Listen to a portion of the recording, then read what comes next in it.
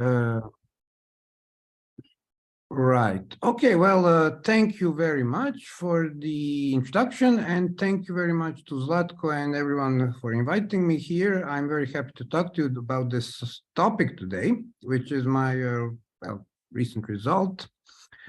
So yes, please indeed feel free to ask questions at any point during the talk if something is not clear. And the topic I'm going to talk to you about is a bit technical, but and it deals with a non-standard approach to statistical mechanics, which is the C-star algebra. So if you don't know C-star algebra, I at least try to give some intuitive explanations for the main results. In case something is unclear, please feel free to interrupt me. I know how tedious it can become if you lose track of what the speaker is saying at some point, and then you don't know and you can't follow, and then you're just there. But yeah, so feel free to interrupt me at some point if something is unclear. Yeah, like I said, technical. I won't give you too much details, but at least some intuitive picture. So what I call eigenoperator thermalization theory, the name comes from the fact that the approach allows for various results in non-equilibrium locally interacting systems. And specifically weak ETH and saturation of the Mazur bound both follow as corollaries of this theory. Yeah, so you can see that it's kind of very general. But okay, so first let me start with my standard motivation. So I want to understand long-time non-trivial dynamics, complex dynamics, so non-stationarity. And like I said, local quantities, so we'll focus on local quantities, computing their dynamics. So local quantities, for instance, as probably everyone knows, this is particle density, charge, position of particles, magnetization, and so on. And by non-stationarity, I just mean that there is explicit time dependence of these quantities in the long time limit. Yeah. Now, of course, statistical mechanics teaches us that equilibration happens on some time scale if you have lots and lots of particles that interact in each other. And the crucial question is, what is this time scale? Yeah, that's essentially understanding this equilibration process is the main goal of our field. Yeah. Okay. Now, this has been studied a lot, both in closed and open many-body systems. We know that if you look at local observables, many-body systems can function as their own environments. The observables relax to stationarity. Likewise, open systems, if you take a system and couple it to some external environment, it's going to relax to some time-independent state. Your observables will become time-independent in the long time limit, and they won't change. And indeed, this happens quite fast. Yeah. Okay. And these states in the long time limit are thermal states or equilibrium, or equilibrium states, or some sort of maybe non-equilibrium stationary state if you have some chemical potentials. But anyway, it's still time-independent. Yeah. And this happens quite fast. However, the real world around us, if you look at it, is highly non-stationary for very long time, right? So you have daily temperature variations throughout the year that display seasonality, so which is a form of non-stationarity, biophysics almost everywhere, right? And this persists for very long time scales, yeah, compared to the microscopic time scales.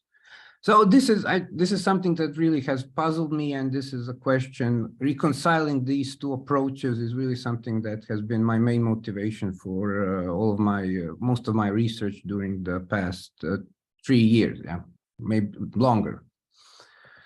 Okay, so indeed, I'm not the first person to ask such question. So indeed, it was hinted by Anderson in his important essay that I suggest you read on symmetries, More is Different, where he kind of hints at this: how can we understand emergence of complex dynamics directly from the microscopic quantum laws? Is this possible? Can we understand this? Yeah. And he says no, right, because of symmetry breaking and stuff, but I do not agree. And I'll tell you why I don't agree necessarily.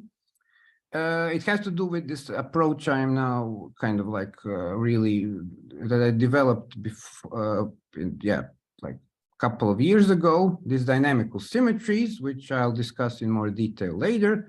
But the general idea is there you have symmetries, which imply conservation laws, things don't change in time. But dynamical symmetries imply that things do change in time, but in a very specific controlled way. So let me give you a first some intuitive, you probably already know this, but still I'm going to give you some intuitive background on how generic many body systems equilibrate. Yeah. So why do they equilibrate in the long time limit when you look at observables? Yeah. So you start in some generic initial state. I'll define what I mean by that very precisely later. And you look at generic observable. By here I mean local. Yeah. Local observable. And formally, you have a solution given by this expression, right? And in the long time limit, this goes to a constant value. Why? Well, so you see, since this is a generic initial state, you have excited essentially a infinite number of eigenstates. So, but these are kind of random numbers. The frequencies are also, you have a dense spectrum. It's they're either random numbers or you know, like some continuum, and then you get eigenstate dephasing, which is just, you know, a form of destructive interference because you're summing an infinite number of waves with random frequency and phase. Yeah, so it's kind of like this pictorial representation. Okay, but let's say what happens now if you have a dynamical symmetry. By this I mean the existence of an operator A that satisfies this criteria and whose norm goes with the volume. I will make this more precise later, but these two criteria will be very important and they're related to what is known as pseudo-locality. So the norm grows with the volume, at most with the volume, and it has overlap, non-zero overlap with local observables. Yeah. Okay, so in that case, it can be shown, and I will actually prove this later, that the system goes into something like this maximum entropy state, but with time-dependent chemical potential, yeah? And then operators that have overlap with this dynamical symmetry in this state will oscillate forever, yeah? Likewise, you can rigorously show linear response even at any temperature, essentially the equilibrium state being unstable to these oscillations. Yeah, so you will, in linear response, you will get finite frequency response for, you know, exactly perfectly finite at that frequency. Yeah, forever. Okay, similarly, I will be just to avoid any confusion, unless I specify otherwise, all of the results I present are valid for open systems, mean dissipative Lindblad type dynamics. Yeah. Time-dependent systems and time-independent closed isolated systems. So they'll be valid for all of these cases, yeah, unless I say otherwise. Yeah. Okay. Now let's say we have a time-independent Lindblad. You probably seen this before. So we have a Hamiltonian. We have these Lindblad jump operators. They model in a nice controlled way. They model the influence of an environment on our system. The full thing, the full generator of the time evolution is known as a quantum Liouvillean that we can formally diagonalize, yeah, find its eigenvalues and solve the dynamics, yeah. Eigenvalues and eigenstates. The eigenvalues look like this because I absorb the imaginary unit inside the Liouvillean. If your system is closed, they're purely imaginary, okay? Now, if we open them, most of them will go into the complex plane, become decay modes. But sometimes you can have purely imaginary eigenvalues left over, and these correspond to long-time non-trivial dynamics, yeah? Okay, just to emphasize for people who maybe have quantum information applications in mind, these are not necessarily, these can be, but are not necessarily decoherence-free subspaces. They're more general structures. Okay, I probably don't have to overemphasize this to this audience, but I'm interested here in many body systems, yeah? So not, you know, dynamics of, say, one single spin, Okay, and as I will try to, my main point here, at least my main takeaway message is the importance of locality for understanding this, for understanding dynamics in local interacting quantum many-body systems, yeah? Okay, so this was like, I would say, a general understanding of non-ergodic or let's say non-stationary behavior up to recently. Is there any form of non-ergodicity that goes beyond dynamical symmetries and conservation laws? Okay, so what do we know? What's the lore of our field, right? So we have this eigenstate thermalization hypothesis. I will be focusing here on the canonical forms of the eigenstate, those so-called canonical forms of eigenstate thermalization hypothesis, which is this lower equation.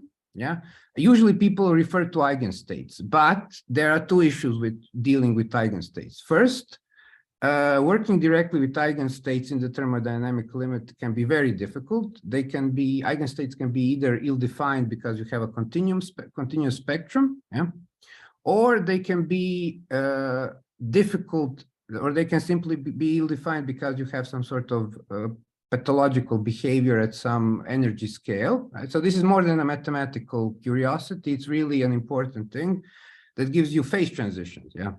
So, you know, I don't think ETH will ever be proven for eigenstates in general, right? There are some partial results for most eigenstates by a few years back, right? But for all eigenstates, I don't think it will be ever proven in any form because, you know, they're simply not defined in the thermodynamic limit, yeah?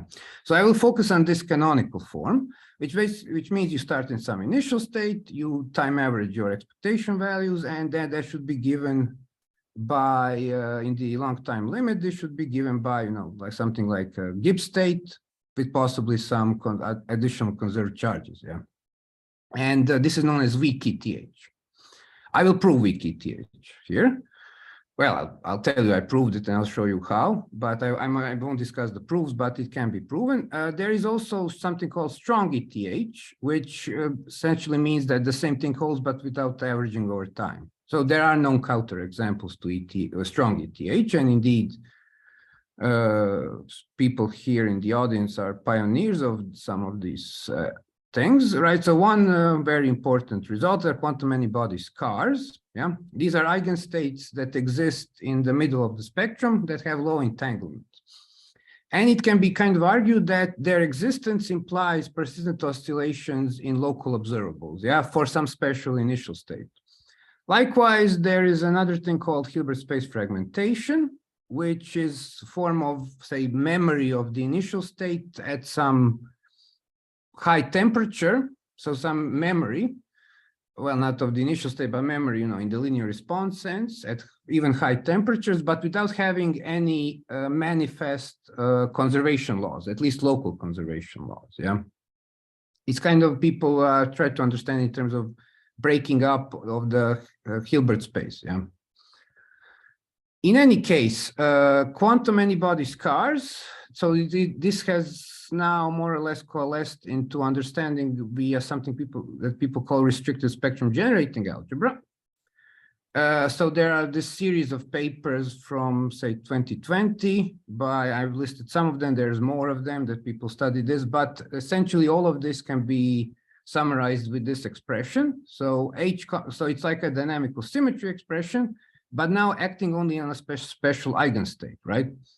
So this relation holds but only when it acts on some eigenstate, usually the ground state of your Hamiltonian. And you also want a to the k to generate n eigenstates that are, then you can, so if this holds, then you can show that a to the k on acting on psi generates n eigenstates equally spaced in energy or gives you zero, right? So a to the k must be either give you a new eigenstate or give you zero, yeah. Okay, so this, once again, yeah, so in this case, this exists, but autocorrelations at finite temperature do not necessarily oscillate, but from special initial states, you will see oscillations, yeah. Okay, but just what, you know, in the UK, people call this personal developments. I would like to emphasize just the following fact. So I have in 2019, so a year or two before the other people. I gave these exact same criteria, generalized, but generalized for Lindblad master equation. Yeah. So if you don't have Lindblad, you just end up with this part of the relation, which is the same relation they have. And I discussed quantum scars in open systems using this. So, but I put it in the supplementary. So no one cites me, unfortunately, for this. Most people don't cite me. But yeah, I just like to emphasize that there's a lesson here, right? So don't go too fast and don't put anything in the supplementary.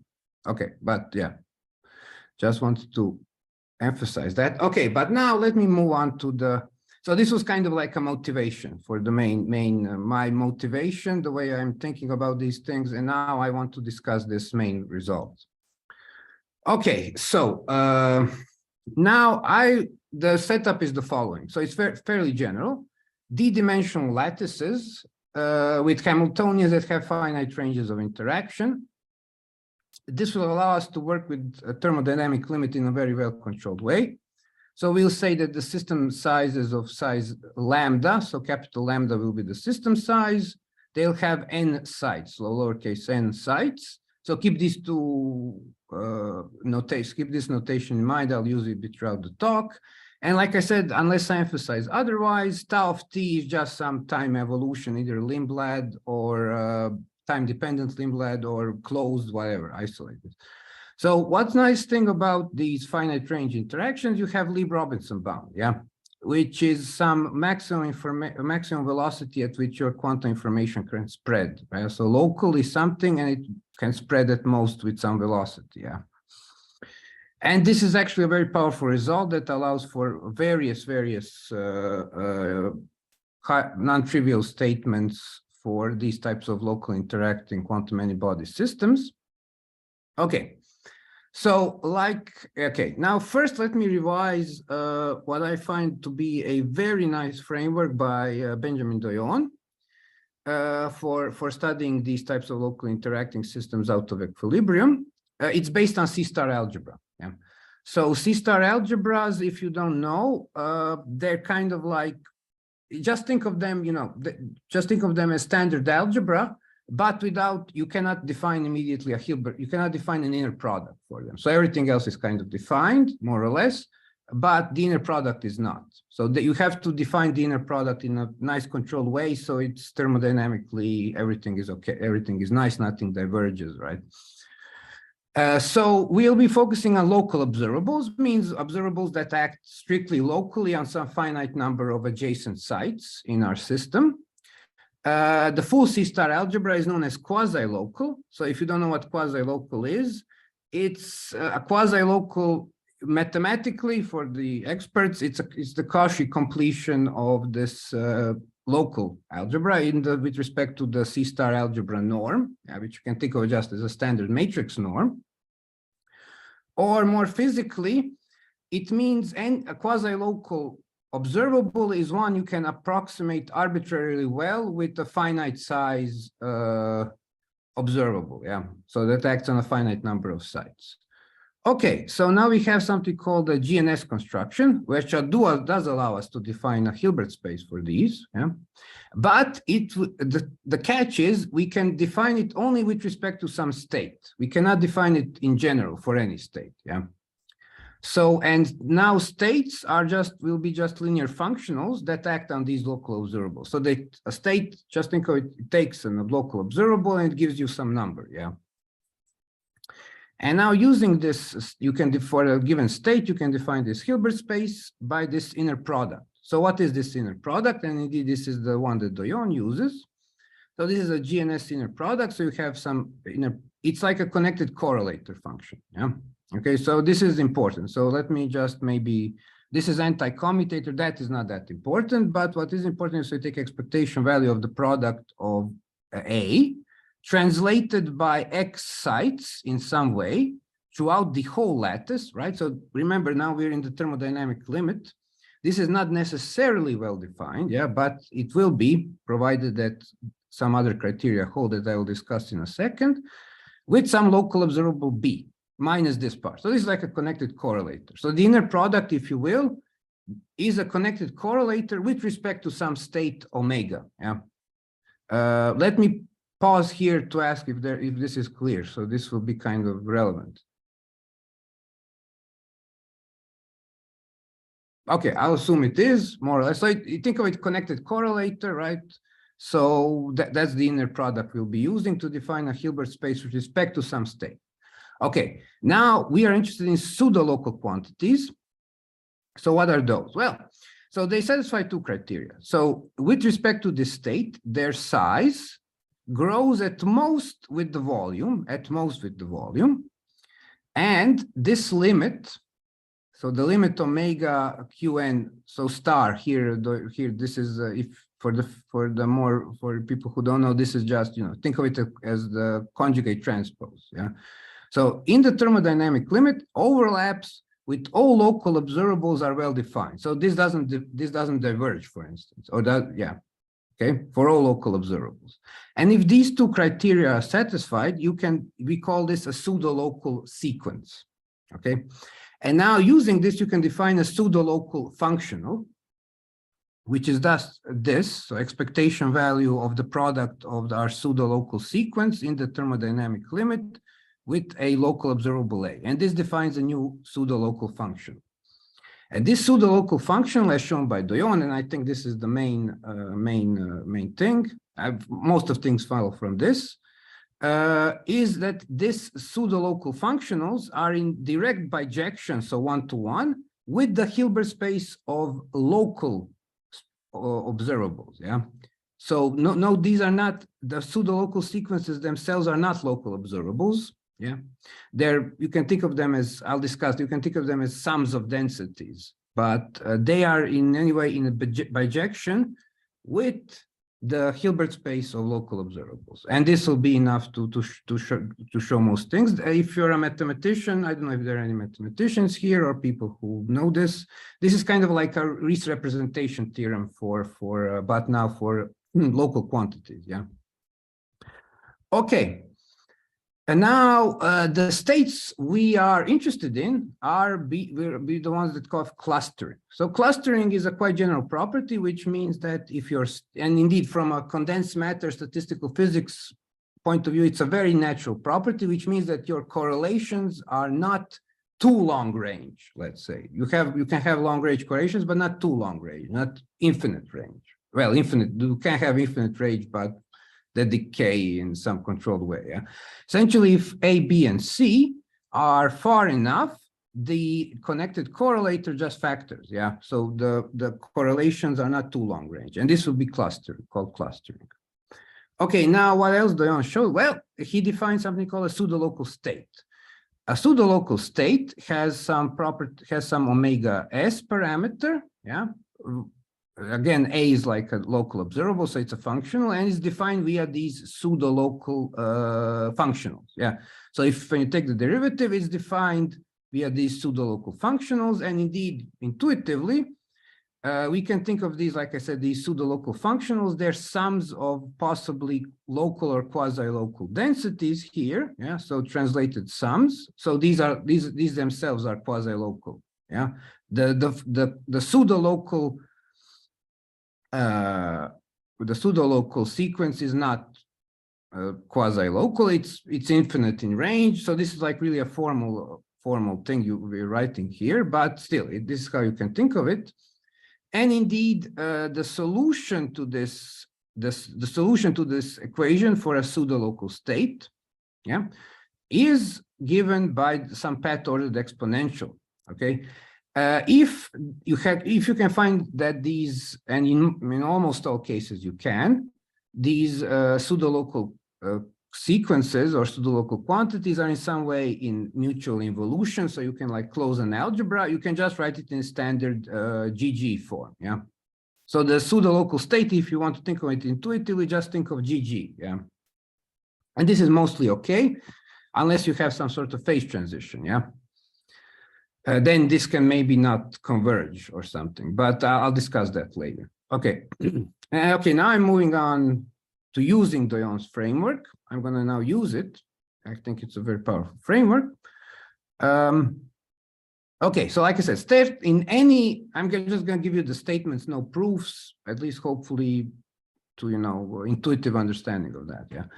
I'm happy to discuss any technical details if the people are interested. Maybe I can pause again to ask if any questions from the audience are.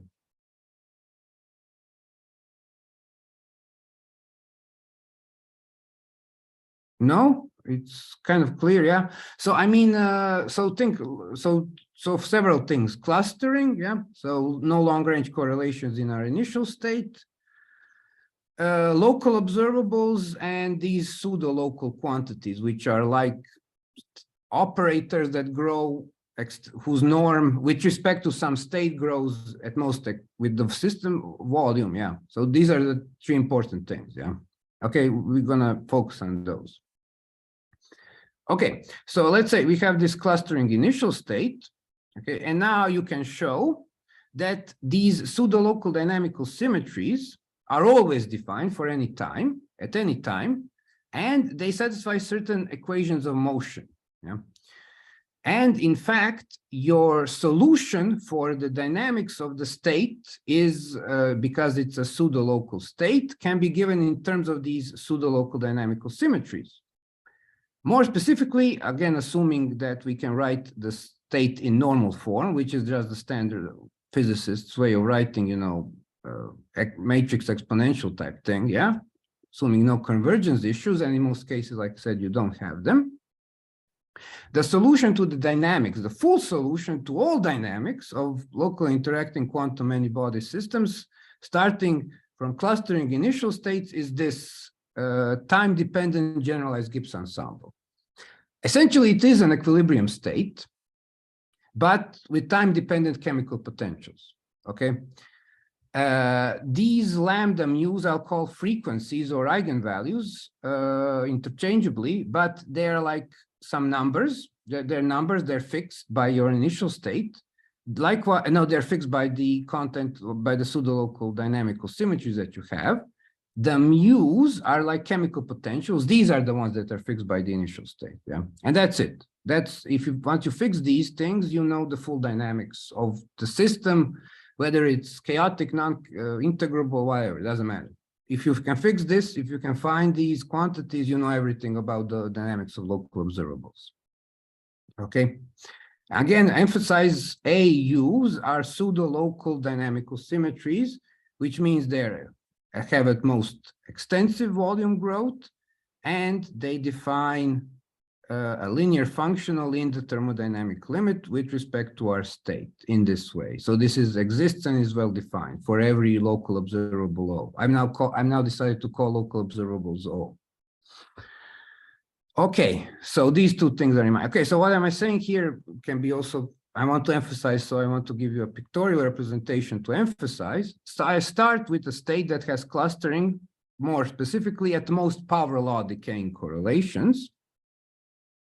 And now our intermediate state, the intermediate time dynamics, is determined by four main kinds of the pseudo-local dynamical symmetries, okay? And this TGG. Okay, so the first kind is the one that decays exponentially, right? The first thing that can be shown, and this was actually quite technically complicated, so I wanted to include it, but I decided against it. That these lambda k's, the real part of these lambda k's, must be greater or equal to 0. Yeah. Okay. So nothing blows up. Yeah. So they can either decay exponentially, right? This is in the case that have purely real negative, purely real positive k. Yeah. Lambda k. They can decay exponentially and oscillate. Or they can oscillate forever, which is the case when you have lambda k purely imaginary, or they stay constant, lambda k is 0, and this is the standard case of what people call, conserved charge. Yeah, so lambda k is a conserved charge, but I've decided to call everything pseudo-local dynamical symmetry because conserved charges are special cases of dynamical symmetries, anyway, where the frequency is 0. Okay. Berislav, can I ask something before you? Yeah, please. Finally, I was worried that. No, we are alive. So So, I agree that lambda has to have a real part that has the properties you said, otherwise the whole thing blows up. But you said you can show it. You can Yes. show it starting from what? This is, I guess, can you clarify that? You mean what are my assumptions? Well, I guess essentially yes, but it's actually more basic than that. I mean, I understand these things will be determined from what dynamical symmetries you have, right? So, Yes. if you said you showed it, but actually yes. What are your assumptions? Right. Right. So this part is for now very abstract. So I don't know how. I can just tell you that this must be the case, right? I don't know what these pseudo-local dynamical symmetries are necessarily in a given system. Yeah. So in order to solve for the dynamics, you need to identify what they are. And in fact, I have 0 examples of those that decay exponentially or decay exponentially and oscillate. I just know that they must exist. I cannot construct them. I don't know if constructing them could be maybe interesting. I think they're responsible for diffusion, but that's maybe, okay, I don't want to go off topic. To answer your question, the assumptions are the following. First, so locally interacting systems that have a finite dimensional Hilbert space, locally interacting lattices in D dimensions with the finite dimensional Hilbert space. So clustering in the initial state, as I mentioned, some notion of translational invariance, right? So when you drop all notions of translational invariance, things become more tricky. Well, not tricky, but you cannot use this construction. You have to use another construction. I also did that, but I did not discuss this here. But this could be maybe interested for, MBLs type stuff. What else? I want to be precise as much as possible. But yeah, these are really the main assumptions that, the strongest assumptions I'm making. Yeah. And that's it. So the way you show this is you kind of define the equations of motion for your pseudo-local dynamical symmetries. Yeah. Okay. First, you can write. Okay. So okay. Let me give you maybe a sketch of the proof. Maybe a sketch of the proof will be more enlightening. So, mu0 is clustering. So as Doyon showed, any clustering state can be written as a pseudo-local state. Okay, with some pseudo-local quantities. And now, of course, these pseudo-local quantities, you do not know what they are. Yeah. But I have shown that these are pseudo-local dynamical symmetries. Okay. They're not any pseudo-local quantity. For any Hamiltonian, any clustering initial state, you have some pseudo-local dynamical symmetry. Yeah. Now, these frequencies lambda k are solely defined by the Hamiltonian, not by the initial state.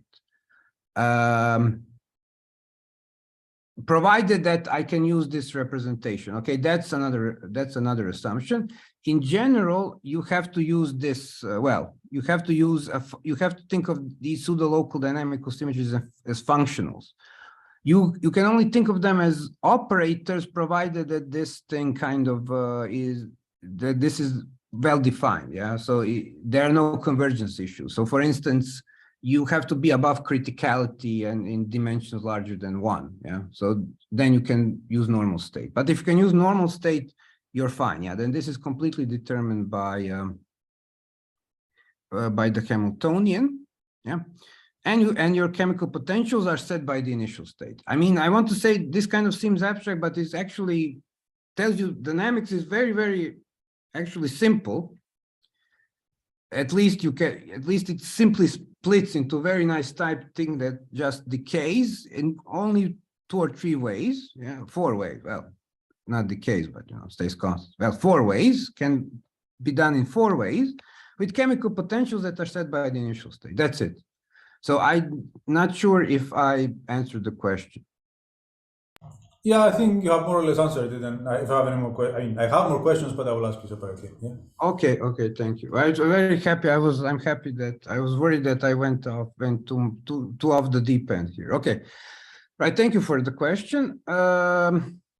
Okay. Now, a generic chaotic Hamiltonian has the only dynamic symmetries has, or more precisely, conserved charge is itself. So the Hamiltonian. Yeah. And then in the long time limit, you'll be just left with the thermal state. Yeah.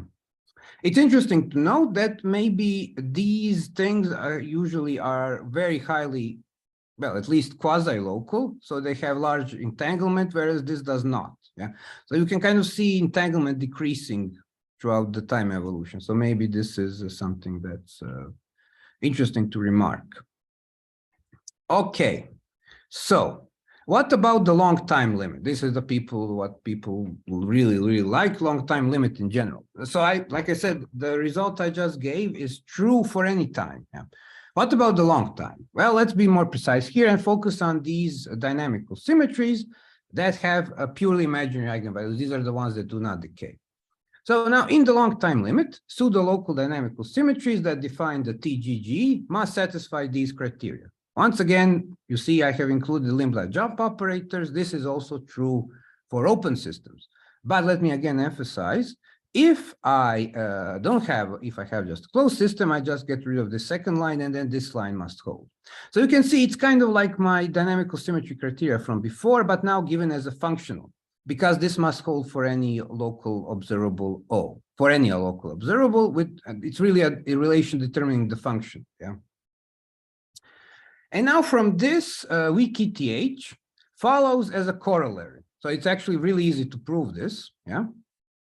So the main idea here is, of course, your time average of any observable is given by a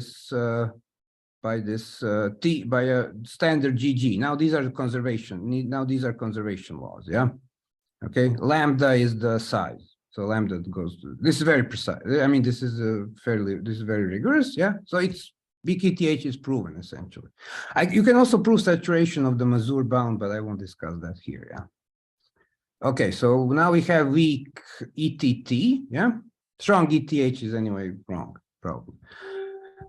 Depends what you mean, but you know, if you stay strong ETH precisely enough, you'll probably be wrong, yeah? Weak ETH is okay. Okay, now what can we compute with this? Okay, so this was like you say, okay, this is like for mathematical, who cares, right? Okay, can we compute any physics with this? Well, actually, yes. So thankfully, yes.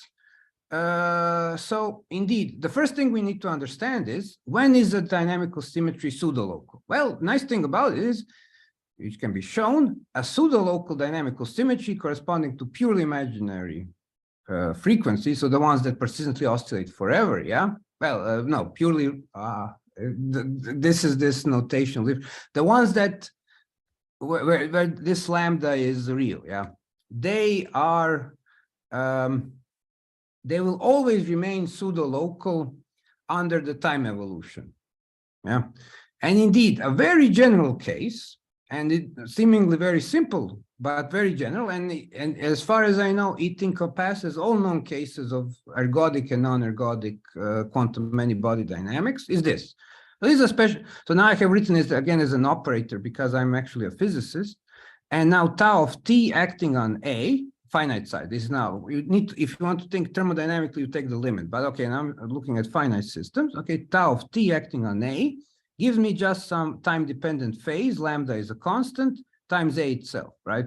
So, and this is true, again, I emphasize, this is open, time-dependent, time-independent, whatever you like. This is a general case, yeah? And this type of pseudo-local dynamical symmetry will be enough to define all the long-time dynamics that I know of, yeah? Maybe you know something else, but then please let me know. Okay, now I'm going to assume, and this is a strong assumption. I can also work without this assumption, but since we're all physicists here, we like normal state representation, which means that I can write my state as a matrix exponential, yeah? So essentially, you can do this in any finite temperature in one dimension. Yeah. So since we're mostly interested in one-dimensional systems anyway, then you can always do this. Or if you're in higher dimensions, you can do this if you're above criticality. So my TGG now in the long time limit is written as this. So lambda k are these frequencies. Yeah. I, T, and this, yeah. So this is the state, yeah. Okay, now just to avoid confusion, a Hamiltonian is one of these guys with lambda k equals 0. Okay, now let me finally move on to the physics. First, cars. Okay, so first quantum antibodies, cars. Now recall these criteria that were given before. Okay, now let's see what is the solution to scar dynamics. Now I want to solve for the dynamics of scars.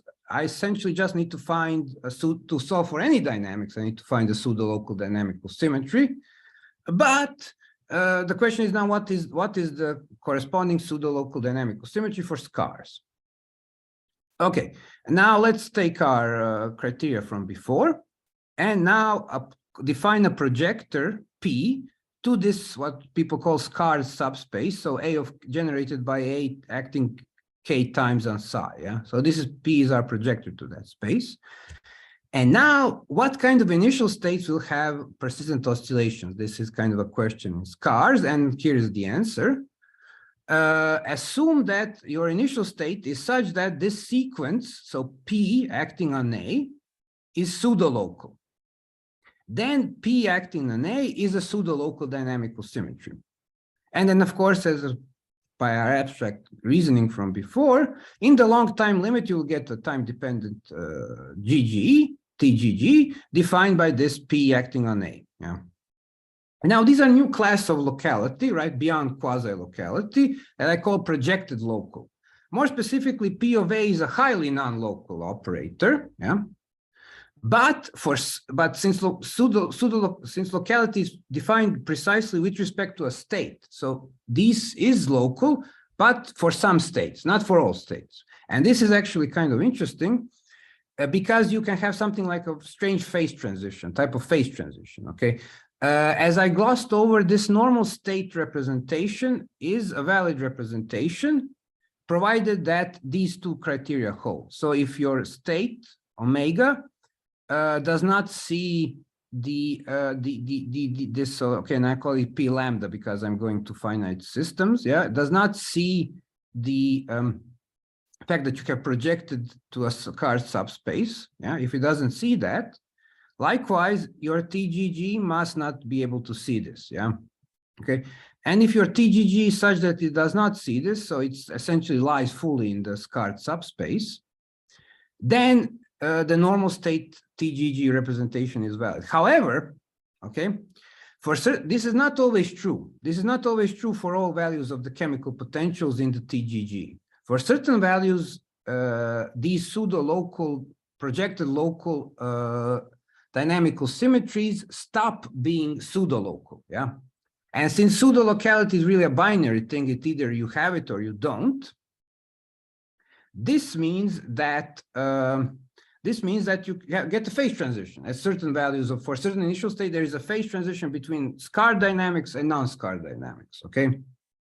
Similarly, you can discuss embedded Hamiltonians, but I'm not going to do that. I would here like to maybe briefly pause and remark to avoid some confusions that I think maybe there's a kind of something maybe not clear, but let me give you a nota bene, let's say. Sorry, can you say a little bit more about some consequences of this phase transition? So and no, this I have not studied this. I'm interested in this. So, but I mean, what you can see is if by tweaking the initial state, there will be at some point, let's say you define some sort of flow by whatever in some suitable way. Yeah, you can define some continuous parameter that changes your initial state, and at then some point, what can happen is the long time dynamics can be, well, okay, so for instance, you kind of start at some value of this continuous parameter, and then you go along your flow in the long time limit for any of these values of the initial state. For any of these initial states, you'll get scar dynamics, right? But at some point, it will start, the thing will stop being pseudo-local, and then you won't be, then you, in the long time limit, you won't get scar dynamics anymore. Yeah, you'll just get ergodic behavior. Yeah, but I once again, I don't know of exact, I just know this has to exist, but I think most of these card models have this. Yeah, It would be interesting to study, you know, the ones where you really know that you have these exact projected local dynamical symmetries. But yeah, I haven't studied this. No, sorry. But I'm interested. I think it's interesting. I think it should be studied more. Is that okay? Yeah. Okay, thanks. Right. Just some very something I would like to emphasize here, right? So spectrum generating algebra, people, I read this, people say spectrum generating algebra. No, spectrum generating algebra is the following. So you have a Hamiltonian, this is operator R. So this is this relation, which is like the relation I've been giving you all the time, but again, locality is what is important. Okay, sometimes people also say, if you take an eigenstate, well, then you add k times with R on the eigenstate, then then for extensive number of times, it shouldn't be zero. Yeah, then this thing becomes non-trivial. Well, no, this is not enough, and this is not necessary. First, R, even if you have both criteria, this is not a dynamical symmetry in general, and it does not have in general any influence on local physics. And I will give you two counterexamples for both assumptions. So the first counterexample is, okay, let's say I have a Hamiltonian with a continuous, kind of a continuous spectrum, okay? And now I want to define my R. So since the spectrum is continuous and extensive, I can pick any lambda I like, any energy difference I like, and then I pick some set of eigenstates that the alpha and betas that are exactly separate, where are almost arbitrarily, approximately, well, arbitrarily closely separated by lambda, yeah?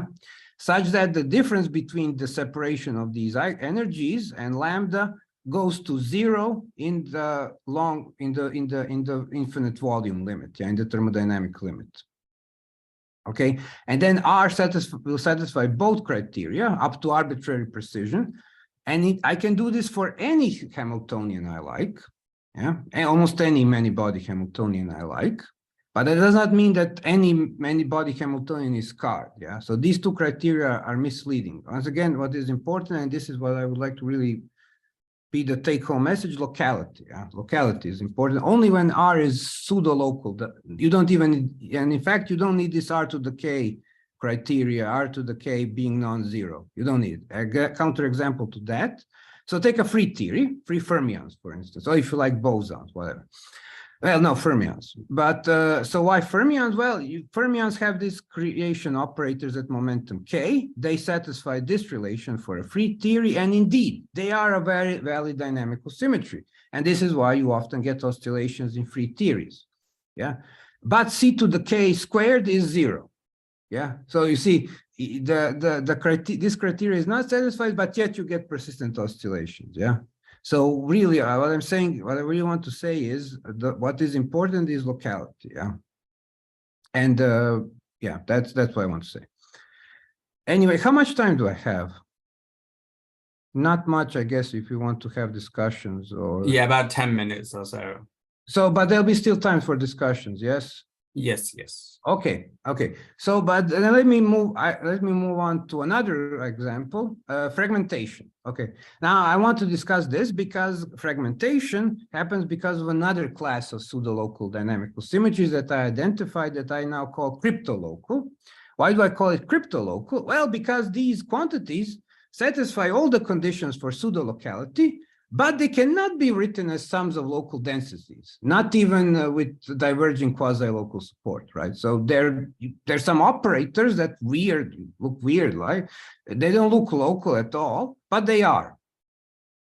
Okay, and this, okay, so now fragmentation has mostly been studied for people who know in the linear response, so you can use Mazur bound or something, but I can go beyond. So this full non-equilibrium dynamics, yeah.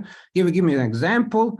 And this prototypical example from Polman's group, yeah, well, at least I know the results from his group. So this TJZ model, spin 1, which is kind of like, well, it's a complicated system, but okay, so you have like spin 1s, you define this kind of like fermionic operators here, and then you have these spin 1 operators. And these spin 1s are defined in terms of the fermions, which are again defined in these Ds, which are again defined in terms of standard fermions. So it's kind of a complicated Hamiltonian, but it is what it is. But anyway, it has something nice that is called, that they call sliums. Okay, so these things. So what are they? Well, they call it statistically localized integrals of motion. Yeah. And this was identified by by Pullman's group to be the following. So I'm gonna just briefly sketch it. So let's say you have particle number, okay, like up and down type particles. You sum over all the sites. So we're in one dimension now. And you have this projector, which is itself non-local. That's the non-local thing. To configurations where the K charge from either the left or the right, so in your system, the K charge from the left or right is on site X. So all possible configurations where this is satisfied, yeah. Okay, so this kind of seems very non-local, but it's not. And in fact, you can define a cryptolocal quantity that looks non-local, but is fully pseudo-local. So how do you define? Well, you take a slium.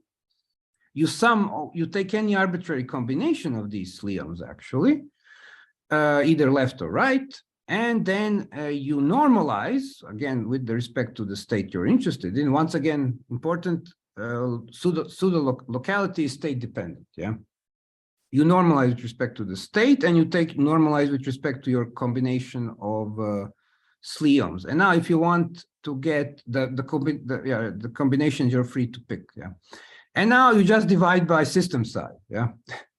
And that's it, yeah? So this nu can be like, say, -1. And then you divide by system size or something, or whatever is suitable, or multiply by system size, whatever.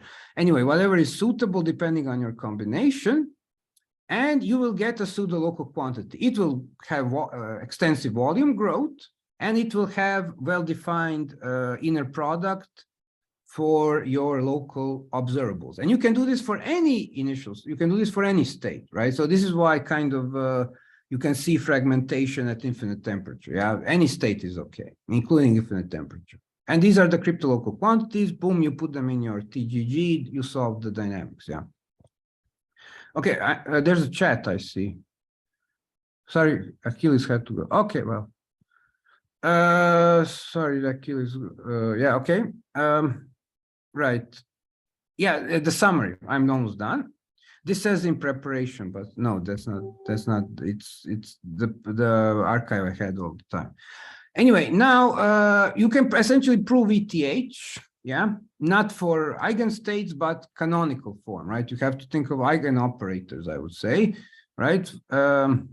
For local interacting systems. Anyway, any non-ergodic behavior must be due to a dynamical symmetry.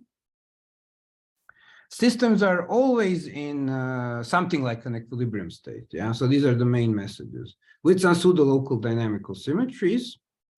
This is true also for open and time-dependent systems, and I did not discuss this. I discussed only scars and fragmentation, but you can also treat continuous, discrete, all of these types of different time crystals, lattice gauge theories, whatever, disorder-free localization, whatever you like, you can, I mean, anything must be, this is a fully proven general theory, so it must work for anything. And indeed, you can do this for all of these cases. And yeah, so just to mention, I'm started a William Young Investigator Grant in Copenhagen, and I'm looking for a postdoc and PhD student. I have currently an open call. I didn't give a link, but if you Google it, you can easily find it. So if you're interested in these types of questions or more, let's say, less mathematical questions related to this, I would welcome your application, and then you can come and work with me and live in the happiest city in the world, at least according to National Geographic, yeah. Okay, so yes, so I will just leave you with these nice pictures, and thank you for your attention. I'm open to questions.